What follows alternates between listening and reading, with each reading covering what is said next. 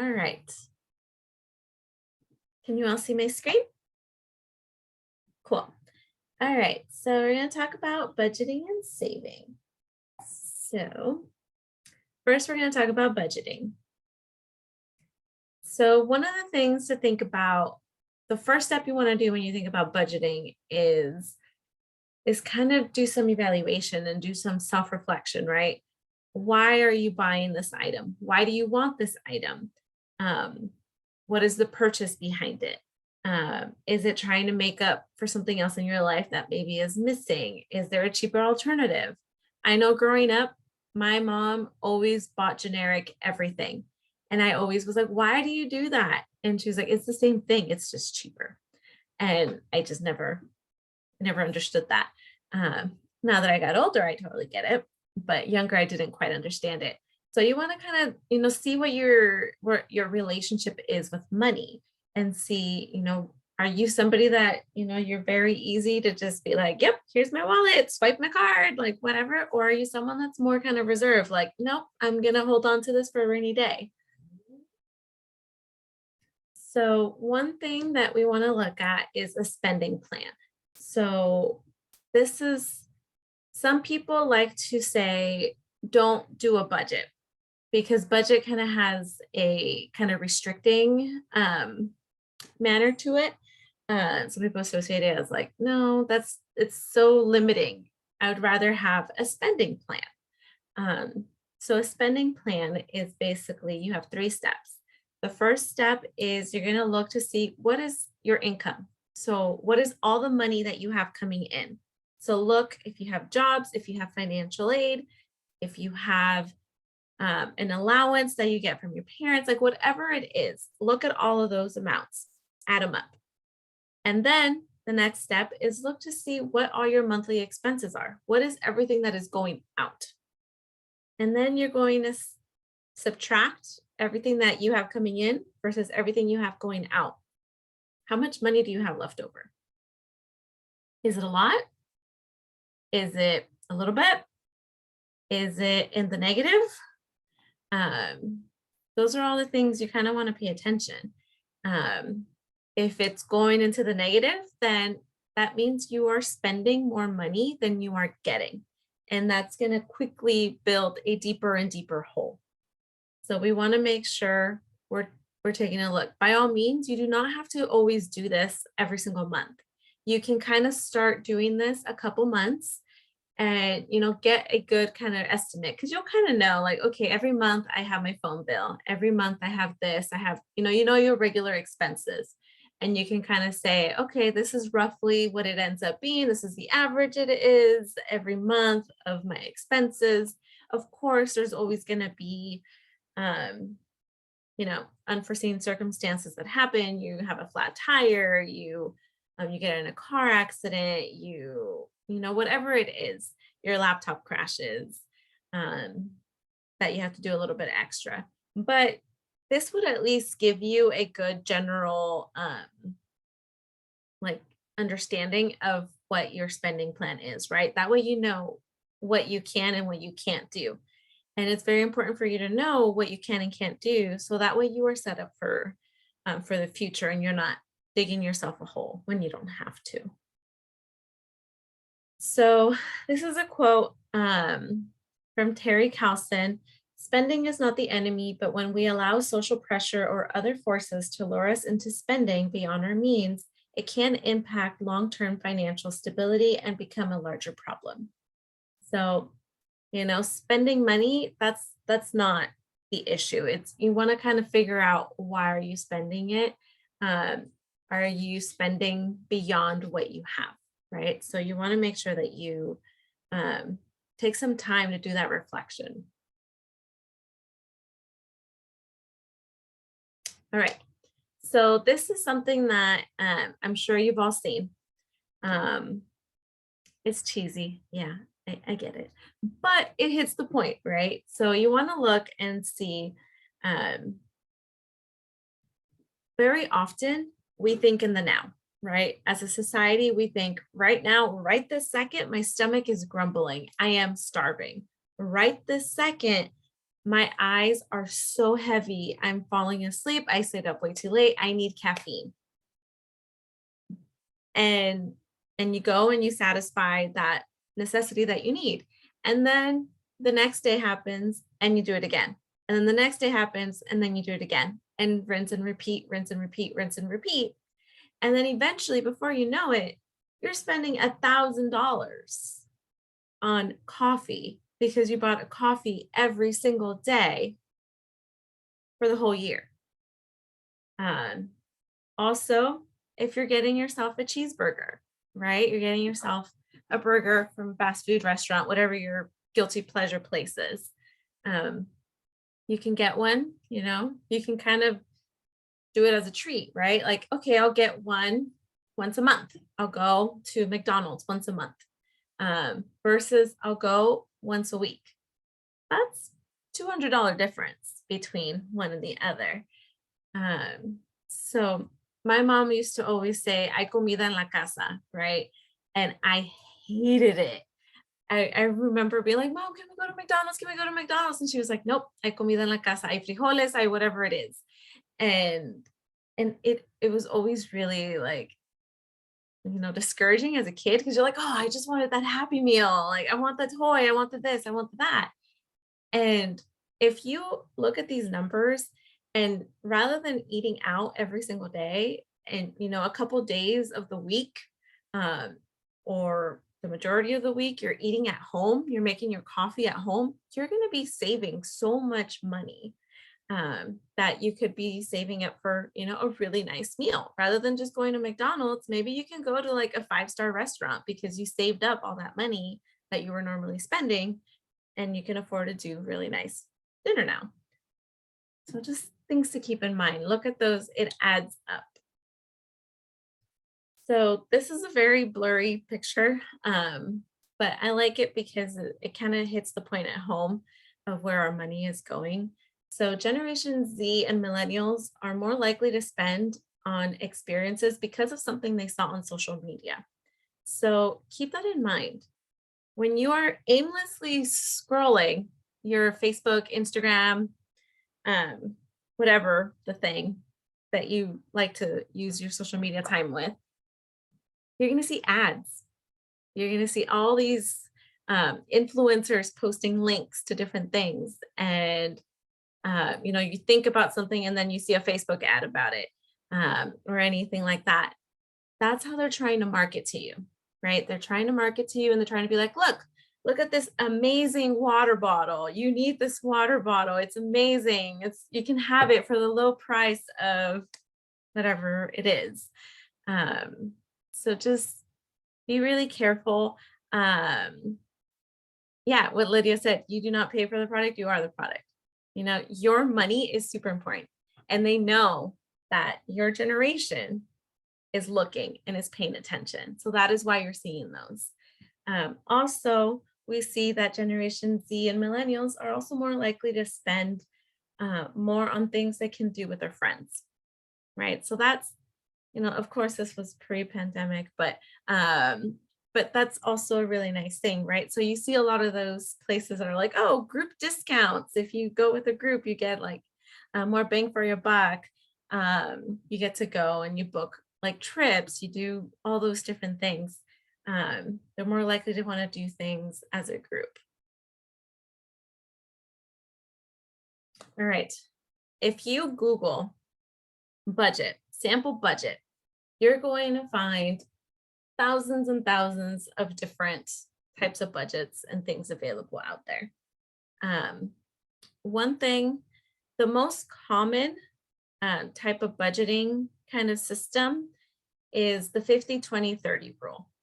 So 50% is going to go to your essentials: housing, food, utilities, transportation, those kind of essential things you need for survival. 20% should be allocated to some financial priorities, like saving for retirement, paying down your debt, things like that. And then 30% should be for lifestyle choices. So that's going to concerts, going to movie tickets, trips, anything kind of leisurely like that. So if you kind of go with the consideration when you're looking and you're creating that spending plan or that budget, and you're looking to see, okay, how much of this money that is going out is going for what category, right? And if you have, I can tell you before um, I entered the professional world, I did nothing in regards to financial priorities. I was like, what the heck is that? How do I even do that? I don't know. I got my first full-time job and they're like, okay, we have a retirement plan that your salary goes into. You can decide how much you want to put in every month. And I just remember being like, I don't know. Like, what is like nobody talks about that. And I had no idea. I was like, well, whatever the most people do, I'll do that. And I had no idea. Um, and then after doing a lot of research and figuring out, I was like, oh, that is actually really important. Right now, my dad just recently retired and he's just kind of like, oh, yep, time to retire. Cool. And then I was like, okay, did you figure out how much you're going to be getting monthly? Is that going to be enough to sustain your living, your cost of living? And he was like, I don't know. I didn't like, what do you mean? I was like, okay, well, how much do all your expenses cost? And he was like, I never thought about it. And he's 64, and he never thought about it. So right now, start early, start thinking about these things, start thinking about your future because it comes fast. And these are things that people may or may not go up to you and tell you about. Everybody just assumes that you know what those priorities should be. When you're looking at that spending plan, one thing that we often see is you have your ideals, right? You have like, well, yep, this is how much goes out with my utilities. This is how much goes out with this and this and this and this and that. And you're like, cool. But then you end up seeing negative numbers or you end up seeing you're spending more some months than others. And you're like, what is happening? Like, why is that happening? So things to consider. How many subscriptions do you have? Are you using all of them? Especially right now that there's so many, like we seriously have Disney Plus, Netflix, you have Hulu, you have Pandora, Spotify, all of those different things. Amazon Prime. If you're using all of them, great, keep them. If you're not, and you're just paying it every month because you just forgot, now's the time to go and cancel it. So that's, 10, 20, 30, however much you're spending on it monthly, that can be going in your pocket to be saving for the future. Are you eating out every single day, every single week? I'm a total type A and I like to look up the menus before I go to the place to kind of see like, okay, do they have something that I would like? What is the price ranges? Do some research before you go to the restaurants that you're going. What's the price point? Is that the amount that you had allocated for eating out, or is it going to be like double what you had budgeted for that? Clothing. Are you buying new clothes every single week, every month? Do you have to? If you are getting rid of clothes, are you adding new clothes? Are you getting rid of stuff that you're not getting? Utilities. When I was a kid, and I know I'm talking about my mom a lot, but when I was a kid, my mom and my dad used to yell at us all of the time for leaving all the lights on. Like, apaga la luz, apaga la luz. And I was like, oh, but I was just gonna be right. I'm coming right back. I'm coming right back. I just had to go get water. I had whatever it was. And they're like, la luz, la luz, la luz. And I was just like, why are they so like stuck on esa luz? Like what the heck? It's just the light. And then again, once I moved out and I started paying for my own electricity and all that, I was like, oh, that adds up real quick. So look to see that. My sister ended up having a leak in her water pipe. She had no idea it was happening. So it was under the house. And she had no idea what was happening. And then she got her water bill and it was like 5 times what she normally paid. And she was freaking out. She's like, what on earth? Like, where is this water? Like, I didn't do anything extra. And that's what she was able to see, Oh, there was a big pipe and it was going and, she got it taken care of. But, look to see what are some things that maybe you can conserve. Turning off the faucet, turning off the lights, not running your sprinklers when it's going to be really cold and raining. Grocery bills, right? Can you buy generic?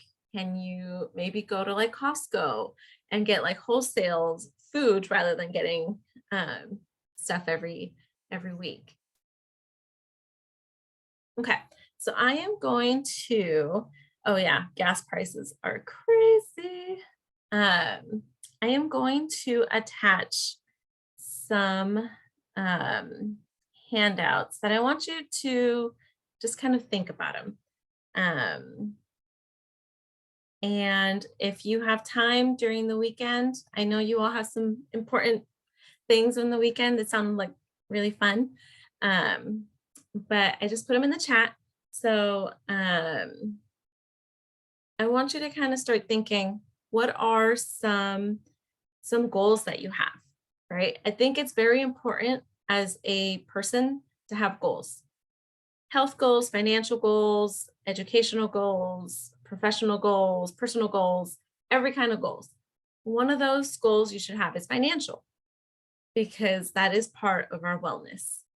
So what we need to do is look to see what are some of your financial goals that you have. What's a goal that you have maybe from 3 months from now? Maybe it's you want to save up to go to buy a concert ticket, right? I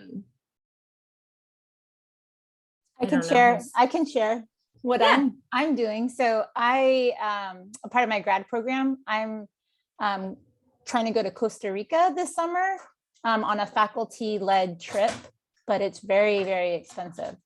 So yeah. So I'm trying to figure out ways of not only like applying to scholarships, but then also saving for the trip as well. Yeah. So you can, if you have that goal, you say, okay, what is the cost of it, right? How much do I need for it? How many months do I need to save up to that? What can I put away? What do I need to put away every month? What do I need to put away every week? And then look at what is a big goal you have for a year from now. And then look at what are some goals for 5 years from now. This takes time. When they first presented this to me, I was like, I have no idea. I'm just living in the now. But take some time, take a step away, do some reflection, and just see, what are you looking forward to? Are you wanting to buy a new laptop? Are you wanting to eventually, maybe if you're still living with your parents, maybe you want to move out? How do you make that happen? How much do you need to save up for that? And then I was going to add something, and just in terms of motivation, like I know for me, when I started working on goals, it increased my motivation to keep going, and because I had something to look forward to. Yes, exactly. And that was like a huge shift for me, even though you would think it's so small. But sometimes it's really hard to, continuously have that motivation to want to pursue school or your other goals, but knowing that there is going to be this end point and there's something really to look forward to at the end of it is always reassuring.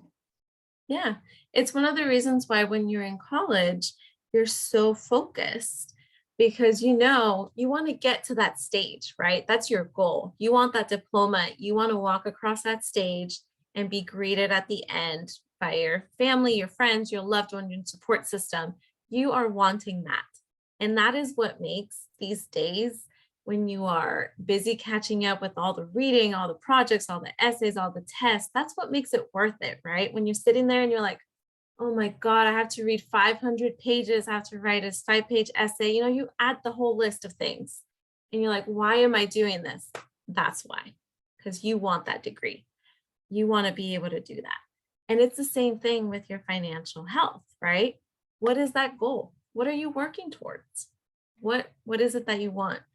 I know personally, I don't want to be like my dad and be 64 years old and barely starting to think about, well, I already retired, so now I'm kind of stuck with it. How can I make it work?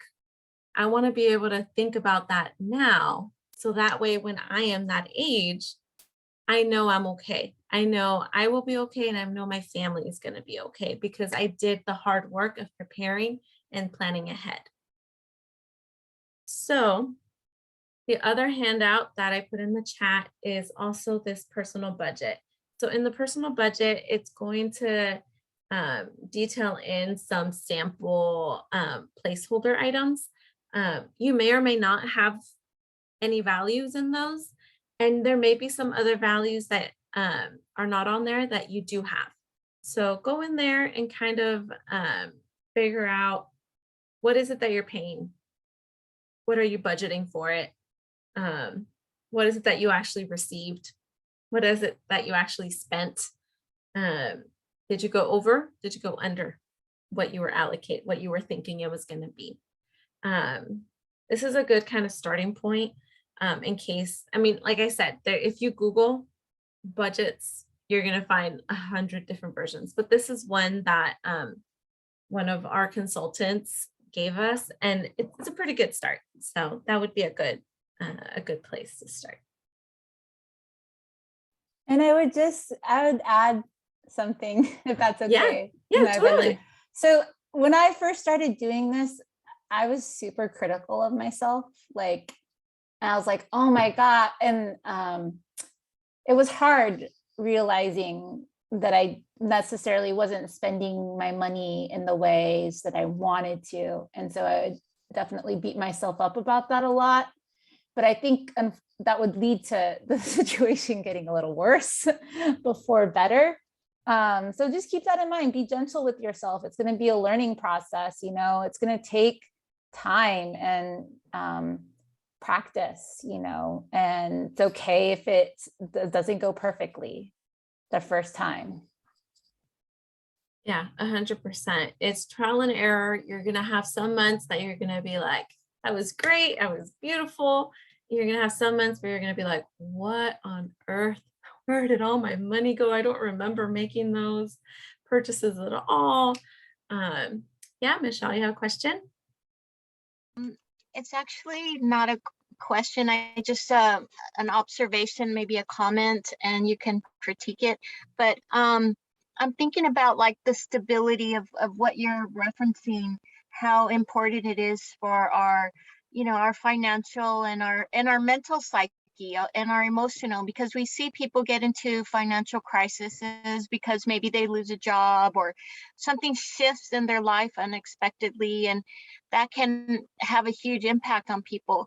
But even aside from that, I think having a sense of accountability kind of makes me think of something Lydia said about not being too critical on oneself, because it does make it harder to kind of cope with situations. And you hear about people like, oh, I'm in Vegas, who cares? Or I'm on vacation, who cares? And that's great, but most of the time those people, it's because they've saved or they have extra. You usually don't hear those people gambling their rent money, that's not used the typical scenario, but I mean it happens, but that's not. So I think that you're right. This gives a sense of accountability and an account of responsibility and stability. It's like an ownership that we can be in control of for the most part, not everything, but I like it. I mean, is that kind of a fair assessment, you think? Yeah, 100%. I think very often we talk about wellness, right? We talk about wellness and we talk about mental health and we talk about physical health, emotional health, all of those. But one of those things that we don't talk about is financial health. That is very, very important, because if you are sitting there and you are stressed out of your mind because you're living paycheck to paycheck, let's just look at the world we're living in right now. The COVID-19 pandemic, people lost their jobs, people got let go, people passed away. There was a lot of changes of income that happened where people were sitting there saying, how am I going to survive this? How am I going to be able to provide for my child? How can I provide? How can I keep the lights on? People were getting evicted from where they were living. There was so many things that happened. And it's, things happen all of the time, but that's where it's super important to have thought about your financial wellness as well, right? Being able to, look at your association with money and see, control the things that you can't control, right? Like Michelle said, because there's going to be things that we can't control. Nobody could have predicted this pandemic would have happened the way it did and the impacts that it had. But the people that have been able to kind of have their emergency funds stashed were a little bit better off than those that just couldn't. And it's all really, really important. And I think it's something that more people need to talk about. And it's a topic that I wish was more explained when students are in high school, before they leave high school and they enter whatever world they decide to go into, whether it's school, college, work, whatever it is. It's important to have those conversations. But let's segue into savings, because I can probably go off on that for a while. All right, so savings. So I want to switch it up a little bit, and we're going to play a game. I want to try to get some engagement. So everybody should have some reactions on your Zoom. So I'm going to ask 10 questions. They're going to be true or false. So you can either put I think there's like a yes, no reaction, or you can put a thumbs up. You can, whatever you want to put, or if you want to unmute yourself and say true, false. Just want to get everybody engaged in this. Okay. So will there be a winner at the end? No, I didn't. No, okay. No worries. Not. No, because I'm raffling off some prizes for everybody. So at the end, yeah, because but I was gonna say we can give it away as a prize, but we'll do that at the very end of the workshop. No problem. Cool. All right. So first question. A millionaire is someone who has a yearly income of $1 million or more. True or false? See a thumbs up. Let's see a no. False. Yeah. True. True. False. This is after tax, right? Yes. Not sure. That's a good answer. False. All right. Oh, false. Never mind. False. A millionaire is someone who has a net worth of $1 million or more. 80% of millionaires inherited their money. True or false? True. I would say true. True. False.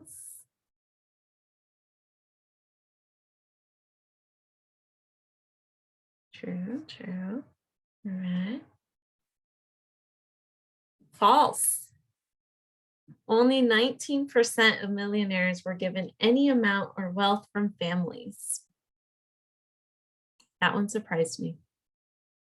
I always just assume like family inheritance and, passed down. The ones that are inherited are the billionaires. Yeah. Approximately 2/3 of millionaires are self-employed. True.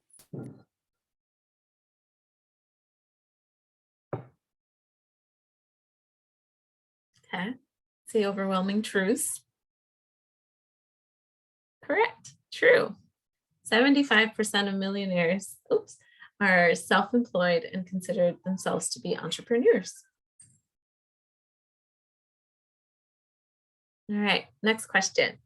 Because of their wealth, most millionaires work less than 40 hours per week.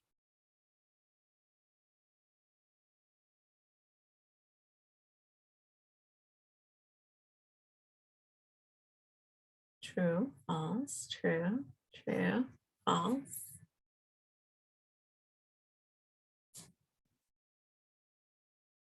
False. Most millionaires work 45 to 55 hours per week.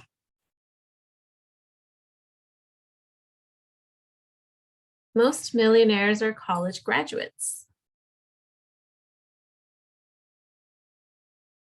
False. False. False. True.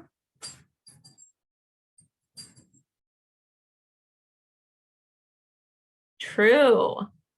80% are college grads, 24 have earned master's or doctoral degrees, and 14 have earned medical or law degrees. All right, halfway. How are you all doing? Getting them correct or not? Shark Tank lied to me. It's surprising. It is. Surprising for me too. I'm like, whoa. All right. More millionaires carry an American Express gold card than a credit card from Sears. True.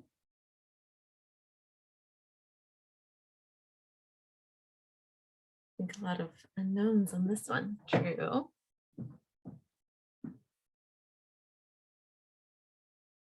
False.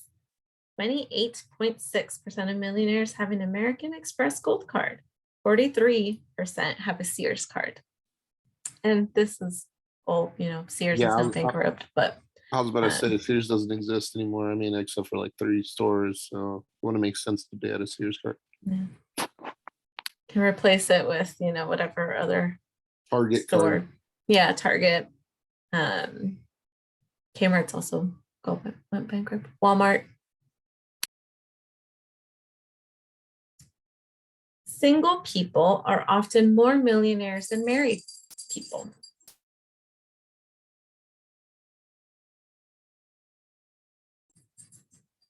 What do you all think?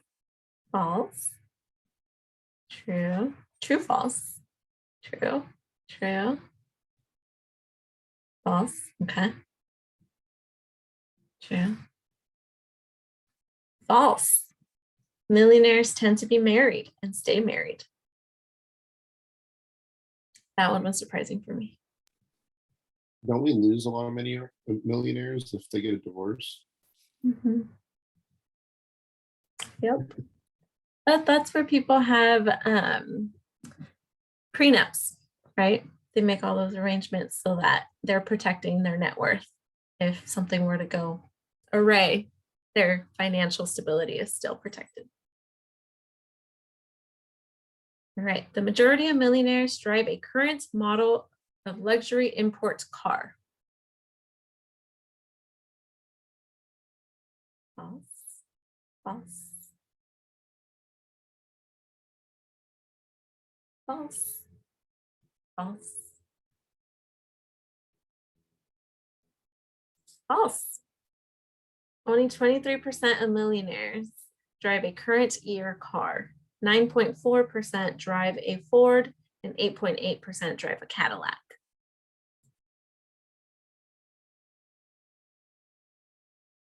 All right, last two. Most millionaires work in glamorous jobs such as sports, entertainment, or high tech. False. False, false, false. True. Okay. False. Most millionaires work in very ordinary jobs. They're paving contractors or have pest control business. All right, last one. Many poor people become millionaires by winning the lottery.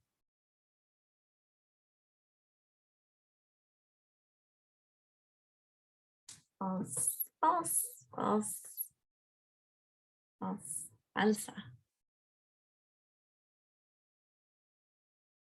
False. The odds of winning $1 million or more in the lottery is 1 in 12 million. And the odds of a woman giving birth to quadruplets is 1 in 700,000. Thank you for playing with me.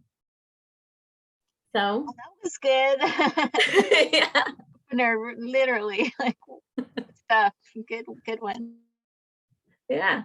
The consultant that did this training with us included this game. I think I got every single one wrong, and I was like, whoa. Just those are not things that, you know, I thought about.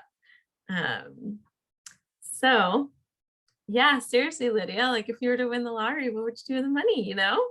Okay, so what is the secret, right? So we all talk about wanting to be millionaires and wanting money and all those things. What is the secret?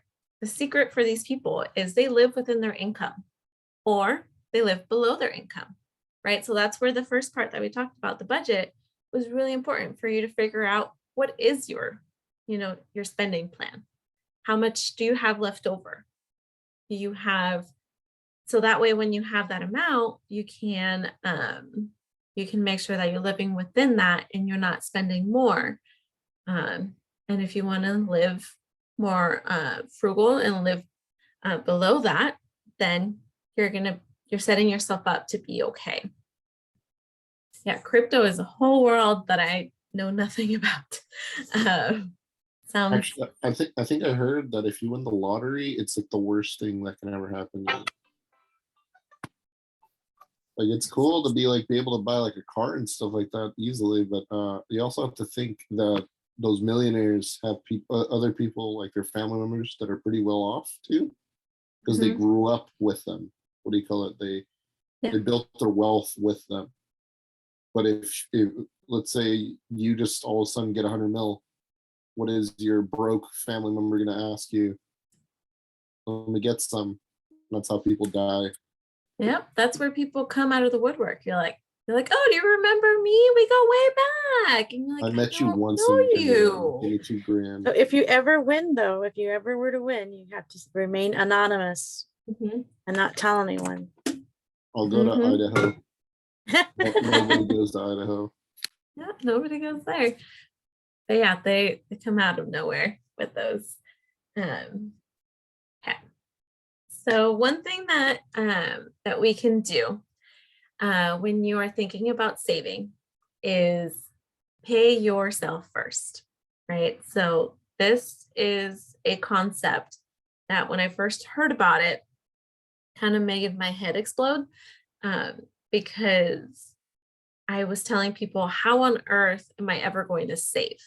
Like, that doesn't make sense. Like, how do these people afford to go, like what Michelle was saying, how do these people afford to go to Vegas every weekend and gamble like all their money away? How do the people afford to, you know, take all these luxury trips? It's like, what the heck? How are they able to do that? I feel like I'm living paycheck to paycheck. And my mentor was like, well, are you paying yourself first? And I was like, what do you mean? And so basically, you pay yourself first. What that means is you are literally, exact translation, you are paying yourself. So one way that you can do that is you are able to, when you get, you know, you figure out your expenses, you take away all those bills that go out and you have that money left over, immediately put it in a savings account. Immediately put it somewhere where it's not going to be something that you can easily swipe away, right? So for example, I have 2 savings accounts that I created with my husband. I have one that's for like immediate kind of things that come up, emergency things that come up, like we needed to buy a new water hose because our hose totally died on us.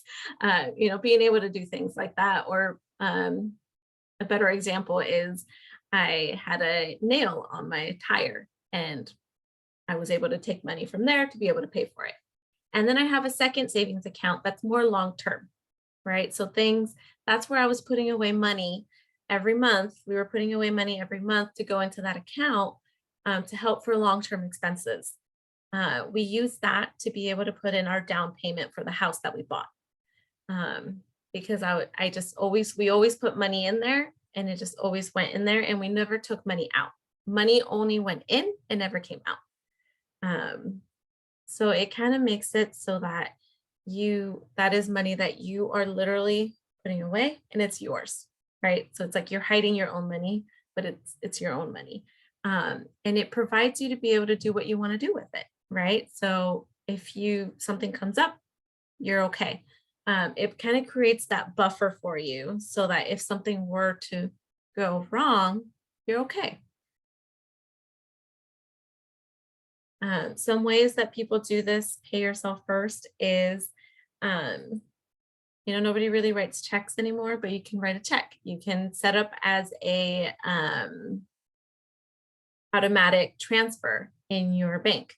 That's how I set up mine. I have things, I started off just putting $10, away from every month.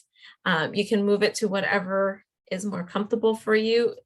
And you're moving it, and know that all of those accounts have interest rates, right? So your money is accumulating as you're putting it in there. They have an example, if you're putting it under your mattress. What happens when you put money under your mattress? You're not accruing anything at all. Terrible. It is terrible. Well, one, is terrible for your back. Two, it's terrible because it's not accruing any interest. My grandmother, when we moved her out of her apartment, we literally found so much random money in all these random little pockets around the house. And we're like, Grandma, abuelita, what are you doing? Why is this here? And she was like, well, no, I can't put my money in the bank. And we're like, why not? She's like, because they're going to take it. And I was like, no, they're not. That's your money. They're not taking your money. But she was very, very old school. But you can set it up as a payroll deduction, right? You can set it up as an automatic transfer. You can put it in a jar. You can put it in an envelope. You can, whatever system works for you, you can do that. When my brother was smaller, he never wanted to do his homework. So I started trying to get him to entice him. And I was like, okay, every week that you do your homework, I will pay you $10. So $2 per day. Because he was really big into Pokemon cards. And I guess the card deck that he wanted was like $10. So that's where we came up with that $10. I was like, okay, if you do that, I'll put in $10 and then you can go and buy that pack of your Pokemon card. So he started kind of being like, okay, I'm going to do it so I can get that done. And then I started telling him, I was like, good job. You're paying for your Pokemon cards by doing your homework. So just trying to find whatever works for you. For him, having the visual of that jar that had the $10 bill in it, he was like, oh, I want to get it. I want to get it. And he knew it was for him. So he was like 8, but it worked for him. So whatever system is going to work for you, do it. So I have no idea what edition for Pokemon it was. Oh, I'm just saying, because some of those cards are like $100,000. Yikes. He has all his cards in the binder thingy, I think it's under his bed. I don't think he's looked at it since. I will tell him. Thank you. All right. So I have another scenario for you all. So you can either get $500,000 invested at one time at a set interest rate, or you can get 1 cent, but it's going to be doubled every day for a month. What would you pick? 1 cent. It's 1 the cent. magic penny. Someone knows the answer. So you would pick the 1 cent. And why is that? It is compound interest.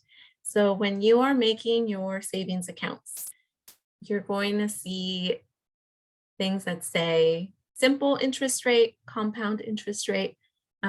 Compound is when you have a simple interest rate, the balance is going to get, it's multiplied based on the principal balance, right? So it's never increasing from that. When you have compound, it is doing it at every single balance. So right here, you see it started with a penny. It then went, it doubled it, and it doubles and it doubles and it doubles and it doubles. So you want it to be building.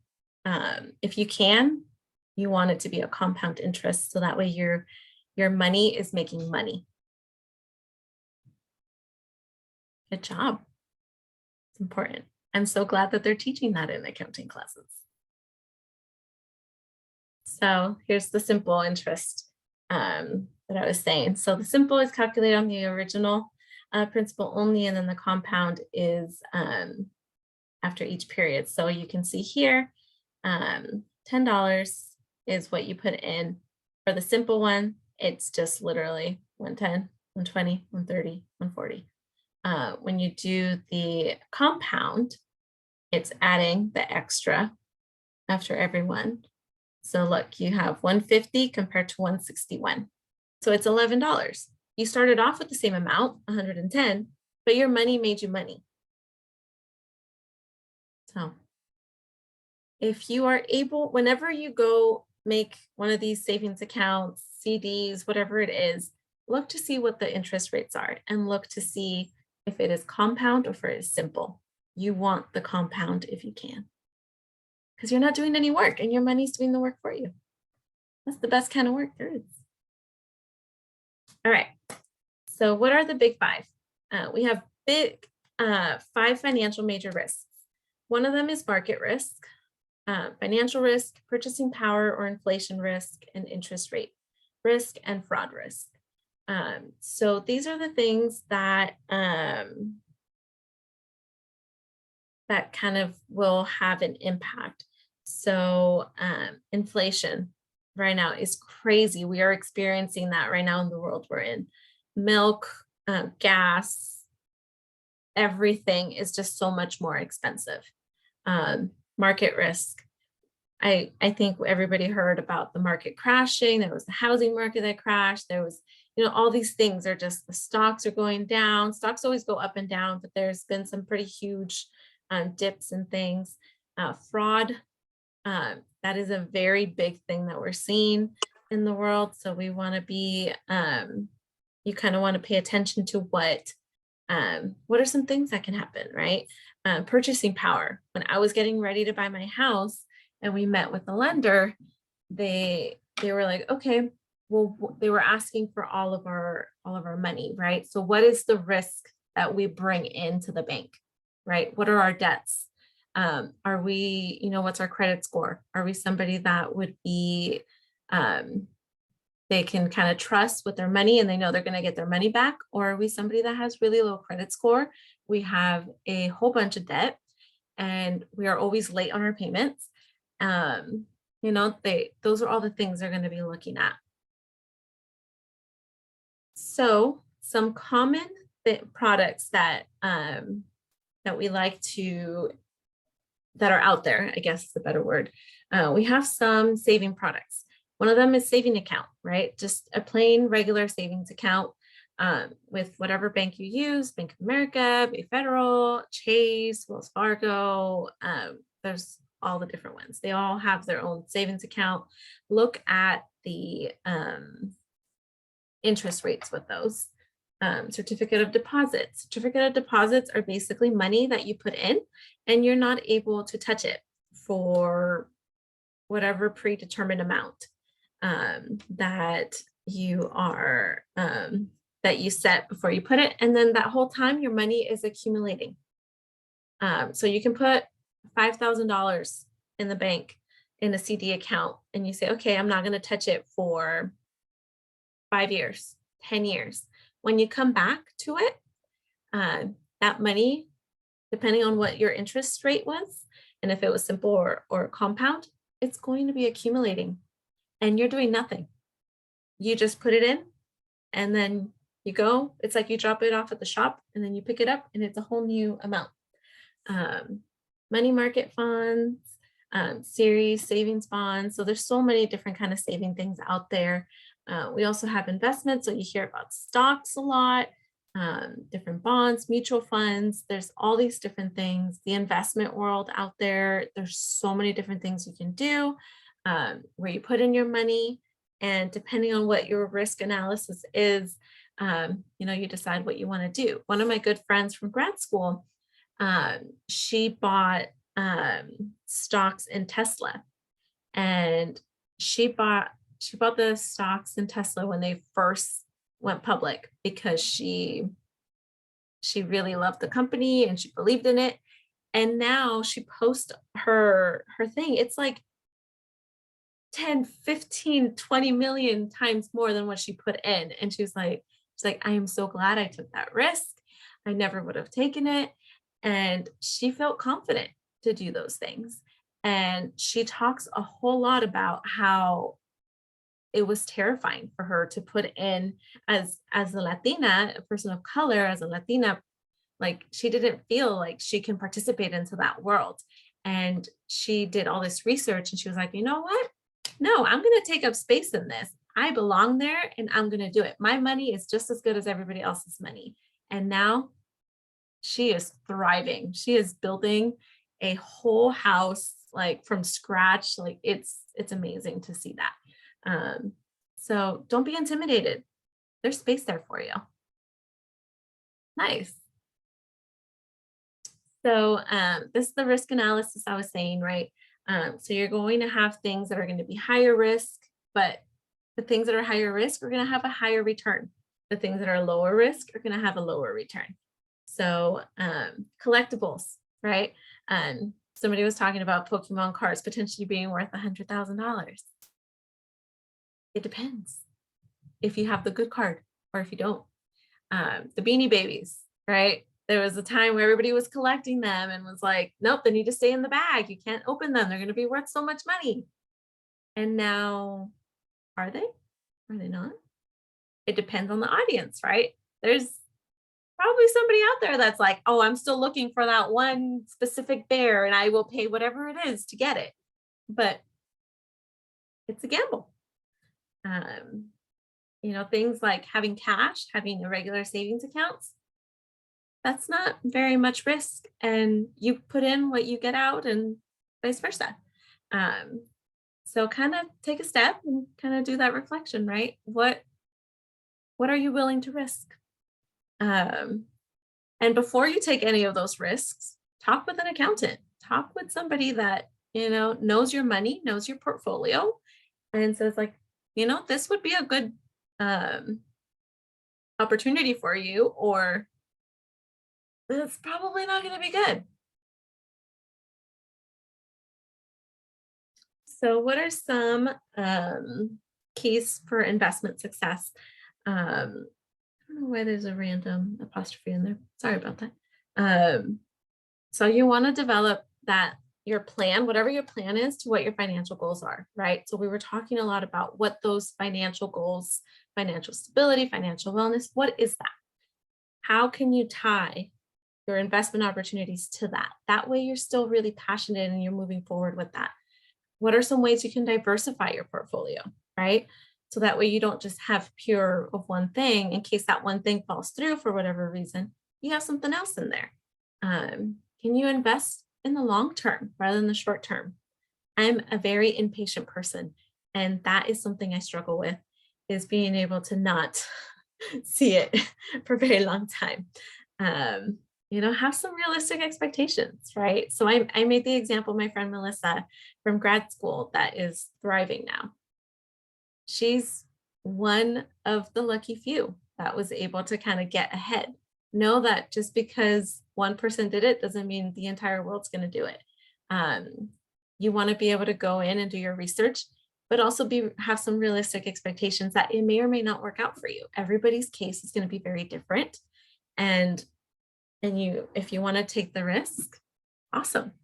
If you're like, you know what, maybe I'll take the risk, but not as much. Maybe I'm just not ready to dip my feet in that yet. That's fine too.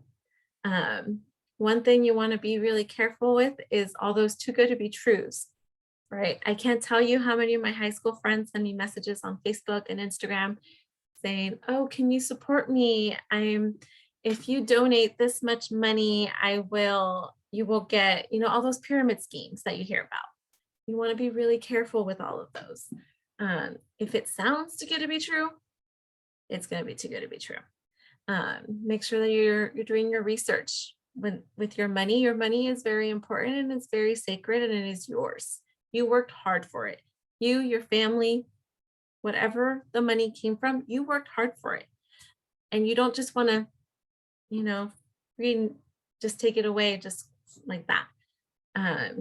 So pay attention. Don't just let it go. And the last one, don't invest in something if you don't understand it. If you're like, all my friends are putting in money for whatever it is, and you're like, I have no idea what that is. I just saw them. I saw everybody else was doing it, so I'm going to do it. And no, make sure you understand it. And, it doesn't necessarily mean invest like, doing stocks and all that. It can also just be in your own, what you're going into.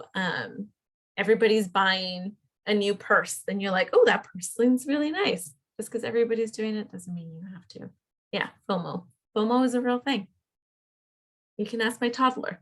He feels that all the day, every single day. Okay, so to recap, the sooner you're going to begin saving and investing, the more wealth you're going to build. It's very important that you understand all the risk and rewards for all the saving and investment opportunities. Everybody and anybody can do saving and investment. It does not matter who or where you come from. And then I have another little handout for you all. Let me put it. I just wanted to say that really resonated with me. Good. I grew up like not, low income, I would say. And I thought, those kind of things were only available to people who had a lot of money to begin with. And I think that was a misconception of mine that kind of consistently built itself up internally for me. And that also those things are accessible, but that also I feel like at times aren't, because we come from a minoritized background, and just being aware of that was hard. Oh yeah, 100%. It's one of those things that you don't even realize that you have those misconceptions, right? Because it's your life, it's what you've been living, and it's your reality. And you see the things that other people have and you're like, I can never do that. What is that? I don't understand it. And you want to kind of take a moment and kind of, shake that and be like, you know what? No, why can I not know that? Ask the questions, take up space. Why can you not be included in that? At the end of the day, it's all the same money, right? So don't limit yourself because you think you don't belong there. Everybody belongs there. Yeah. So one thing that I remember growing up, because my family, I come from a low income family. I grew up born and raised in Watsonville. Both my parents came from Mexico, worked in the fields, they worked their way up and stuff. And I remember that when I started talking about going to college and things like that, they were like, sorry, Mija, like we don't have money to help pay for that. Cause I wanted to go to a UC, and my parents were like, no, you can just go to Cabrillo, Beta Cabrillo. Like it's here. We don't have to pay for housing. We don't have to do any of those things. And I remember I started applying for scholarships, And eventually I was very lucky that I got a really good scholarship that paid for all my schooling. And I remember talking with people about it, and my parents were embarrassed. They were like, why are you talking about money to other people? Like, you don't talk about it. Like, don't say it. Like, that's not something that you need to, talk to other people. They don't need to know your business. And I think that's the problem. I think the problem is we don't talk about it. The good, the bad, the ugly, we don't talk about it. And that just keeps contributing to this unknown, right? It's this obscure random thing nobody knows about, nobody talks about it. How do you get into it? What do you need to do? How do you get there? And we don't talk about it. And eventually my parents started telling the whole world about my full ride scholarship, but in the beginning they were like, no, Mia, no, they can't know. But yeah, 100%. I think people need to talk about it. 100%. Okay, so one thing that I want you to do, and I know you're all busy, but I have another handout for you, is this emergency fund, especially given these past 2 years of this crazy pandemic. It's very important to have an emergency fund, right? So you're going to first do that budget plan, right? And to figure out how much you pay for these different categories. And then you're going to see what they recommend is that you have 3 months worth saved in your bank account as an emergency fund. To me, this is crazy. There is no way I could ever afford this. But this is what is the recommended thing. And to me, this was like crazy, like eye-opening to be able to see this. I was like, I really need to have 3 months worth of my grocery bill. It's like, what on earth? I cannot. So that's where you kind of have to start thinking like, okay, well, where is my money going? What can I do? You may not be there now, but maybe you can be there in the future, right? Maybe this can be one of those long-term goals that we talked about, whether the 3 months from now, the 1 year, or the 5 years from now. So take some time, kind of start thinking about it. And eventually you're just going to feel a lot more prepared in case, things go awry. That's it for me.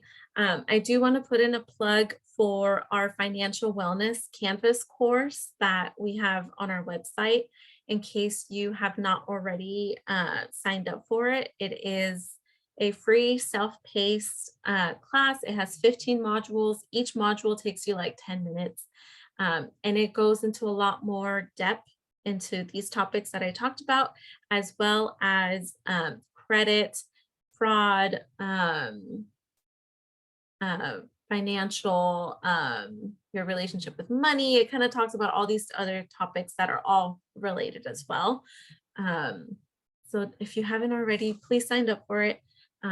And that is my email address. In case you ever have any questions, you can always email me.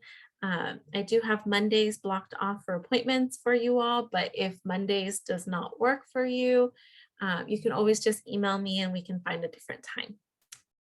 And anybody have any questions? But I also wanted to take this time to mention that priority registration for financial aid is due next week, March 2nd. Yeah, priority deadline is March 2nd. Yeah. And then that's also right. The sooner you apply, the more likely you would be eligible for those grants and money you don't have to pay back. So if those of you in the room who haven't submitted a financial aid application, and this is for next academic school year, so fall 2022, spring 2000, Silvino, you're gonna either do a FAFSA